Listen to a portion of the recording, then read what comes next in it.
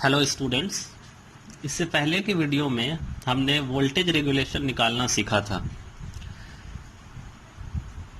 पर electrical engineering में हम अपने सहूलत के लिए वोल्टेज रेगुलेशन या फिर कोई भी क्वांटिटी हो उसको हम पर यूनिट के तौर पे कैलकुलेट करते हैं। पर यूनिट के तौर पे कैलकुलेट करने से हमारा कैलकुलेशन आसान हो जाता है, हमारा टाइम भी बचता है। ठीक है, तो पर यूनिट मतलब आप समझ लीजिए कि यूनिटरी मेथड हम लगाते हैं, जैसे मैथ में हम पढ़ते हैं कि यूनिटरी मेथड हम लगाते हैं और फिर उसके बाद उसका जो टोटल लेंथ है उसके साथ मल्टीप्लाई कर देते हैं। तो सिमिलर चीज़ भी यहाँ भी होने वाली है। तो इलेक्ट्रिकल इंजीनियरिंग में पर यूनिट क्वांटिटी के लिए फॉर्मूला जो होता है वो ये होता है कि किसी भी चीज़ का अगर आपको पर यूनिट क्वांटिटी निकालना है, पर यूनिट क्वांटिटी, तो एक्चुअल वैल्यू उसका क्या है, actual value of the quantity in any unit divided by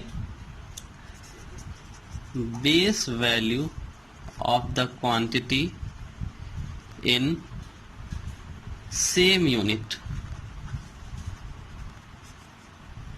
ये फॉर्मूला होता है किसी भी चीज का, अगर आपको किसी भी इलेक्ट्रिकल क्वांटिटी का, चाहे वो पावर हो, करंट हो, रेजिस्टेंस हो, किसी भी चीज का अगर आपको पर यूनिट क्वांटिटी निकालना है तो उसका एक्चुअल वैल्यू टोटल कितना है किसी भी यूनिट में। रेजिस्टेंस है तो ओम में होगा, करंट है तो एम्पेयर में होगा, डिवाइडेड बाय उसका बेस वैल्यू,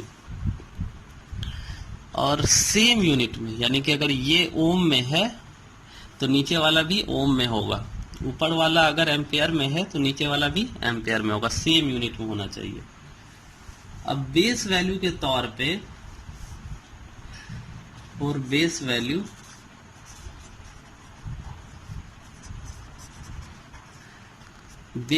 के तौर पे इलेक्ट्रिकल इंजीनियरिंग में ट्रेंड है कि हम हमेशा रेटेड वैल्यू ही लेते हैं। तो फॉर बेस वैल्यू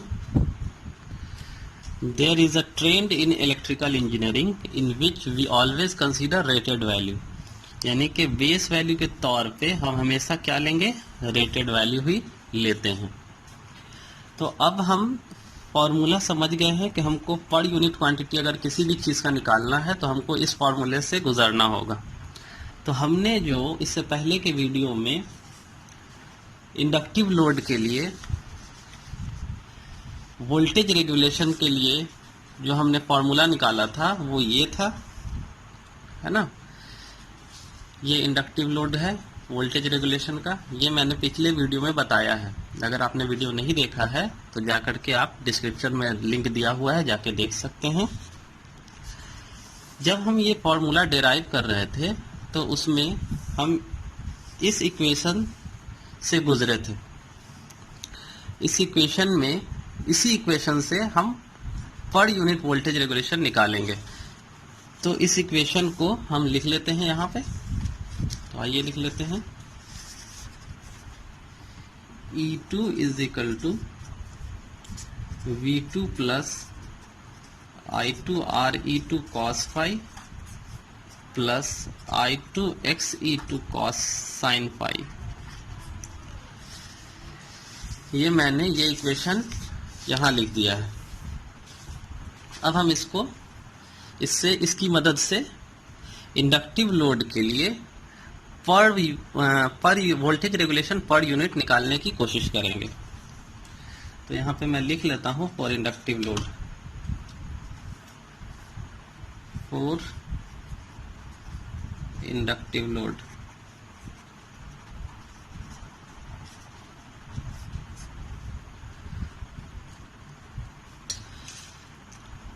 तो इसमें इस वोल्टेज को हम इस तरफ कर लेते हैं, E2 minus V2 is equal to I2 RE2 cos phi plus I2 XE2 sine phi. Clear है? अब देखिए यहाँ पे कि आपको निकालना है पर यूनिट किसका, वोल्टेज रेगुलेशन का। तो वोल्टेज रेगुलेशन तो हम जानते हैं कि चेंज इन वोल्टेज होता है, तो चेंज इन वोल्टेज तो है ये नो लोड से फुल लोड का, लेकिन इसको हमको कन्वर्ट करना है किसमें, पर यूनिट में। तो पर यूनिट के लिए नीचे में क्या होना चाहिए, बेस वैल्यू, ऊपर में एक्चुअल वैल्यू, नीचे में बेस वैल्यू। तो एक्चुअल वैल्यू तो ये है, नीचे में हमें बेस वैल्यू चाहिए होगा, और बेस वैल्यू के लिए हम हमेशा क्या लेते हैं, रेटेड वैल्यू। तो यहाँ पे हम क्या लिख देंगे, वोल्टेज का रेटेड वैल्यू। तो वोल्टेज का रेटेड वैल्यू, वोल्टेज कौन सा, प्राइमरी या सेकेंडरी। तो हमने देखा था कि हम चूंकि लोड को हमेशा सेकेंडरी में कनेक्ट करते हैं, इसलिए हम सेकेंडरी वोल्टेज लेते हैं। यहाँ भी देखिए सारा डाटा सेकेंडरी का है ना, क्यों, क्योंकि हम लोड को सेकेंडरी में कनेक्ट करते हैं। आप चाहे तो प्राइमरी में शिफ्ट करके भी निकाल सकते हैं, कैलकुलेशन सेम आएगा। तो V2 रेटेड हम लिख लेते हैं, ये हो गया आपका V2 रेटेड। अब ये कन्वर्ट हो गया किसमें, वोल्टेज रेगुलेशन पर यूनिट में। पर हमने यहाँ पे डिवाइड किया है, तो हमें यहाँ भी तो एक इक्वेशन को बैलेंस करने के लिए हमें यहाँ भी डिवाइड करना होगा। तो यहाँ भी कर देते हैं डिवाइड, V2 रेटेड, यहाँ भी डिवाइड कर देते हैं V2 रेटेड।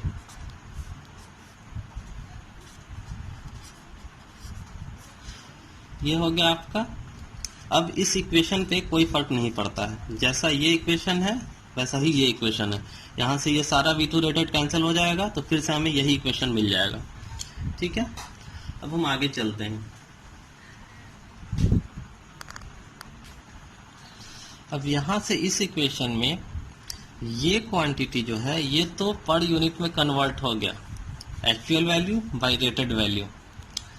पर ये दोनों क्वांटिटी जो है, ये रेजिस्टेंस और ये रिएक्टेंस, ये दोनों पर यूनिट में कन्वर्ट नहीं हुआ। क्यों नहीं हुआ, क्योंकि ये रेजिस्टेंस है जिसकी यूनिट होती है ओम, तो ये यूनिट है ओम में, और नीचे वाला क्या है, वोल्टेज, जिसका यूनिट होता है वोल्ट।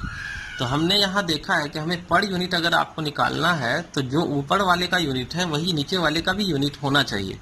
यानी कि ये ओम में है तो नीचे वाला भी ओम में होना चाहिए। सिमिलरली रिएक्टेंस का भी यूनिट ओम होता है, तो ये ओम में है तो इसे भी ओम में होना चाहिए। अब इसे ओम में कन्वर्ट करने के लिए हमें क्या करना होगा, तो हम जानते हैं कि रेजिस्टेंस का यूनिट ओम होता है, और रेजिस्टेंस को के लिए हमें V/I करना होगा, है ना। तो V/I अगर हम करेंगे तो इसका यूनिट क्या हो जाएगा, ओम हो जाएगा। तो यानी कि इस वोल्टेज को, रेटेड वोल्टेज को हमें रेटेड करंट से डिवाइड करना होगा, तब इसकी यूनिट क्या हो जाएगी, ओम, जो कि सेम हो जाएगी ऊपर वाले के, जो कि हमें यहाँ चाहिए। ठीक है, तो अब हम क्या करेंगे, देखिए हम ऊपर नीचे दोनों को I2 रेटेड से डिवाइड और मल्टीप्लाई कर देते हैं। तो यहाँ क्या करते हैं हम, I2 बाई I2 रेटेड, ये नीचे हमने डिवाइड कर दिया, और इसी से ऊपर में मल्टीप्लाई भी कर देते हैं। I2 rated into RE2 cos phi divided by V2 rated.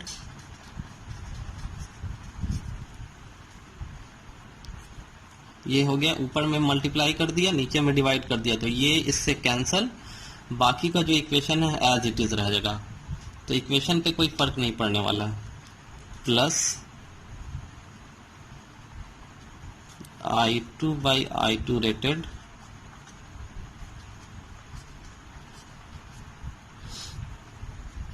Into I2 rated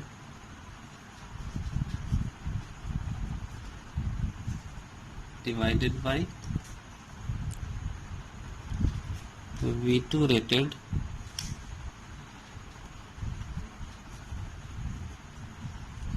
और इसका मैं यहाँ नीचे लिख रहा हूँ, बच क्या गया यहाँ पे XE2 साइन फाई। ठीक है, अब जो है आपका यूनिट, ये यहाँ भी I2 से कैंसिल हो जाएगा, तो जो इक्वेशन पहले था वही इक्वेशन बाद में बच जाएगा। अब इसमें देखिए कि ये जो I2 है ये यहाँ से नीचे चला आएगा, इसके नीचे हम कर सकते हैं, यहाँ ऊपर में मल्टीप्लाई में है तो नीचे में डिवाइड में आ जाएगा, डिवाइडेड बाई I2 रेटेड, तो इसकी यूनिट हो जाएगी ओम, ये भी है ओम में। तो ये जो है आपका ये क्वांटिटी, ये किस में कन्वर्ट हो जाएगा, पर यूनिट में। सिमिलरली इस साइड भी ये जो क्वांटिटी है आपका ये कन्वर्ट हो जाएगा पर यूनिट में। तो अब हम इस इक्वेशन को लिख सकते हैं I2 by I2 रेटेड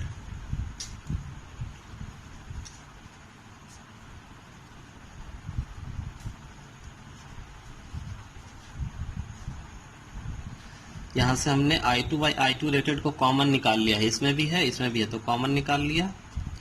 बचा क्या, ये तो कन्वर्ट हो गया पर यूनिट में, तो इसे लिखेंगे कैसे, RE2 और पर यूनिट के लिए PU। ठीक है, ये हो गया एक per unit equivalent resistance, plus ये भी कन्वर्ट हो गया आपका पर यूनिट में, तो ये हो जाएगा XE2 पर यूनिट। यहाँ पे आपका cos फाई रह गया, यहाँ cos फाई आप लिख लीजिए, इंटू cos फाई, और यहाँ पे हो जाएगा into sine phi, bracket close. Clear है। अब देखिए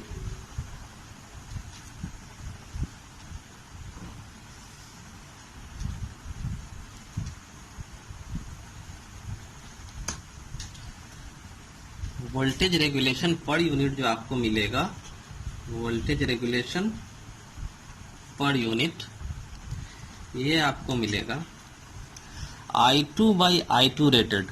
I2 क्या है, तो I2 जो है वो करंट है, कोई भी करंट हो सकता है, मतलब करंट का कोई भी वैल्यू, फुल लोड वैल्यू तो ये नहीं है ना, और रेटेड वैल्यू है ये आपका, यानी कि ये मैक्सिमम है और ये उसमें का कोई हिस्सा है ना, ये टोटल करंट है, मैक्सिमम करंट है और ये उसका कोई हिस्सा है।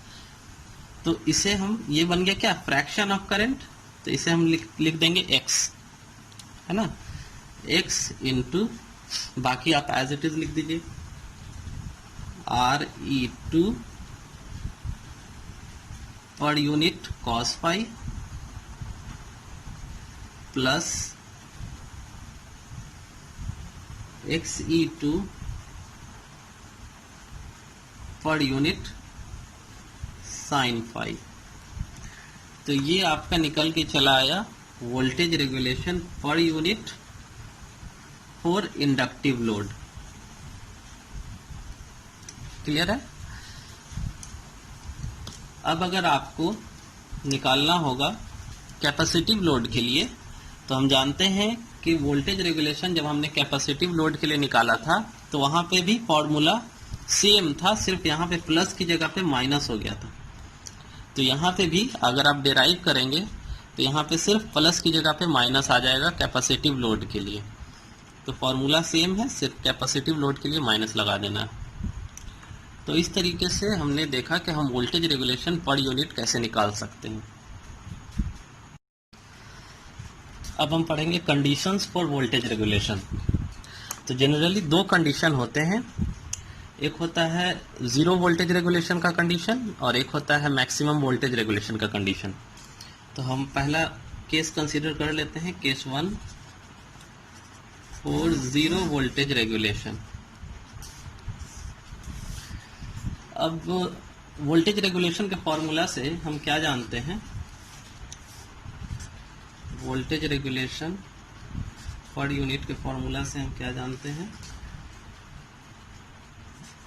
X R E two per unit into cos phi plus minus X E two per unit sine phi.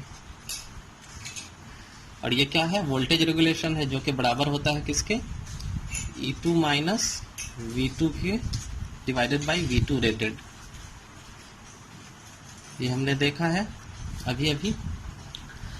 अब वोल्टेज रेगुलेशन आपको जीरो चाहिए, ये चीज आपको जीरो चाहिए। तो ये चीज जीरो कब पॉसिबल है, जब इन दोनों का डिफरेंस जीरो हो जाए। तो इन दोनों का डिफरेंस जीरो हो तो हम लिख लेते हैं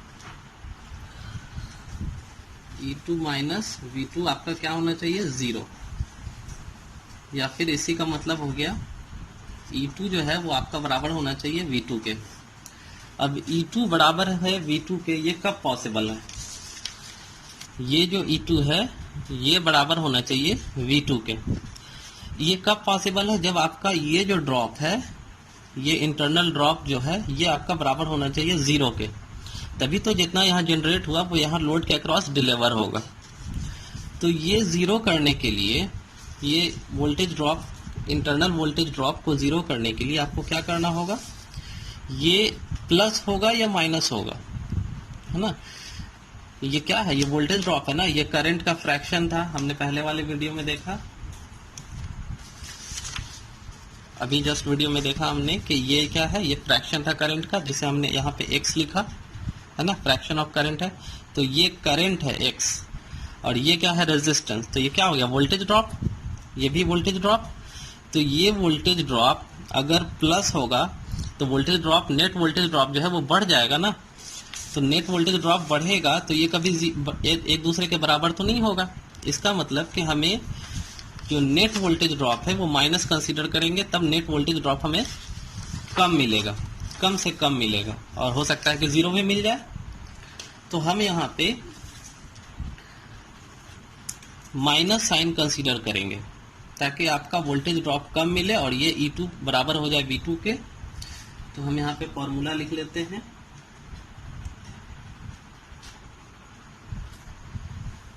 तो ये हो गया माइनस। अब माइनस है यानी कि वोल्टेज रेगुलेशन आपका जीरो कब पॉसिबल है, हमेशा लीडिंग पावर फैक्टर लोड के लिए ही पॉसिबल है।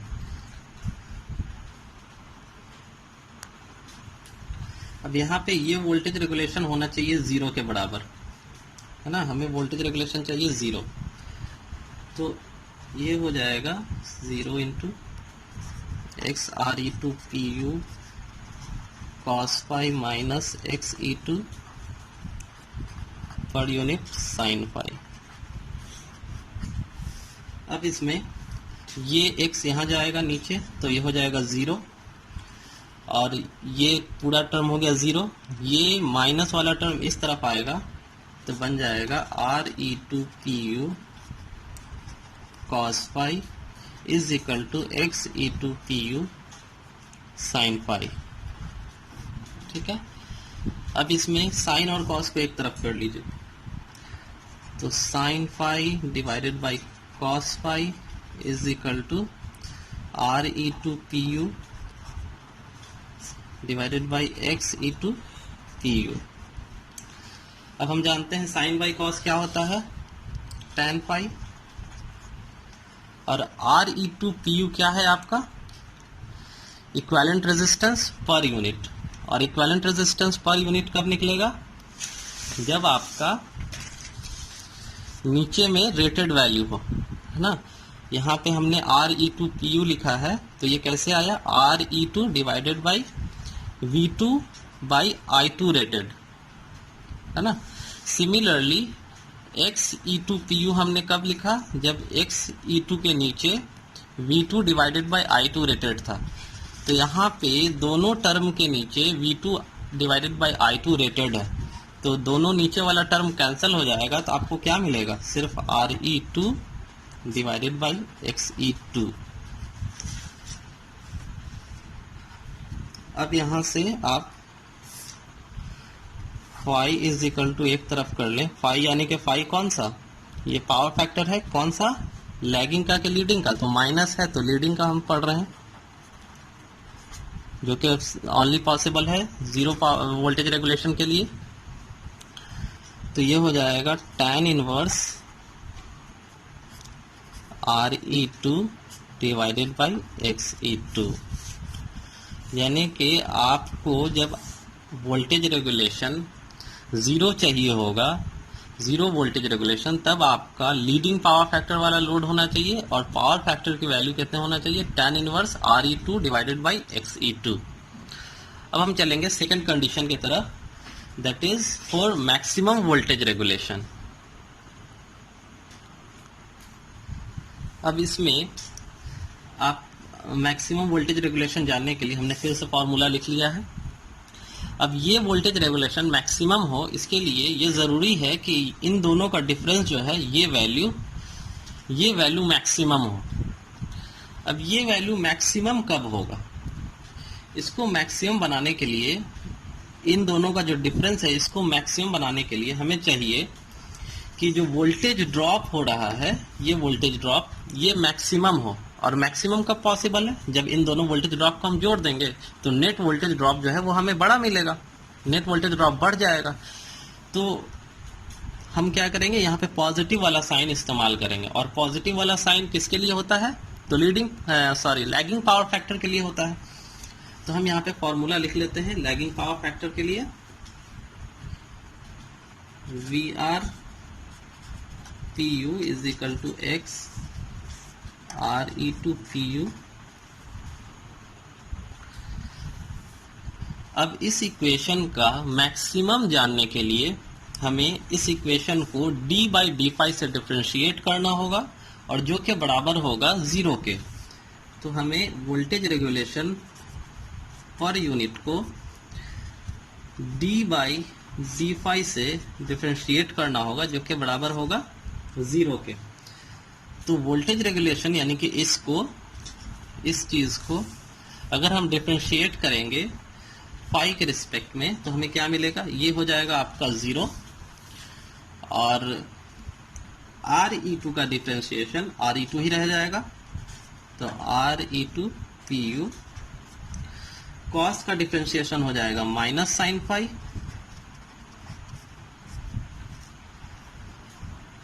प्लस XE2 का डिफरेंशिएशन XE2 ही रह जाएगा,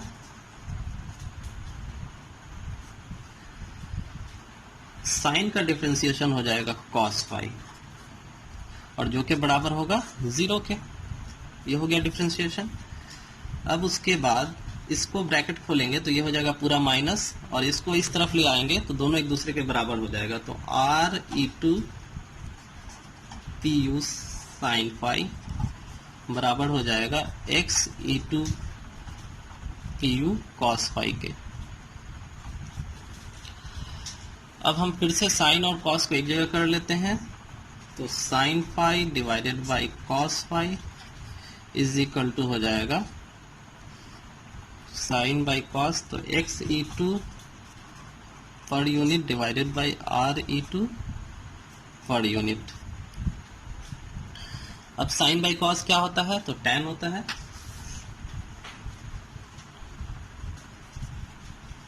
तो tan phi is equal to, again यहाँ पे नीचे में रेटेड वैल्यू है, इसके नीचे भी रेटेड वैल्यू है, तो रेटेड एक दूसरे को कैंसिल करेंगे तो क्या बच जाएगा, XE2 डिवाइडेड बाई RE2। फिर से हम यहाँ पे फाई की वैल्यू निकाल लेंगे, तो phi is equal to tan inverse XE2 divided by RE2। इसका मतलब कि आपको अगर मैक्सिमम वोल्टेज रेगुलेशन चाहिए तो आपका पावर फैक्टर होना चाहिए tan inverse XE2 divided by RE2 के, और पावर फैक्टर कैसा होना चाहिए, लैगिंग वाला। क्लियर है? तो अगले वीडियो में जब हम मिलेंगे तो हम बात करेंगे ट्रांसफार्मर के लॉसेस के बारे में।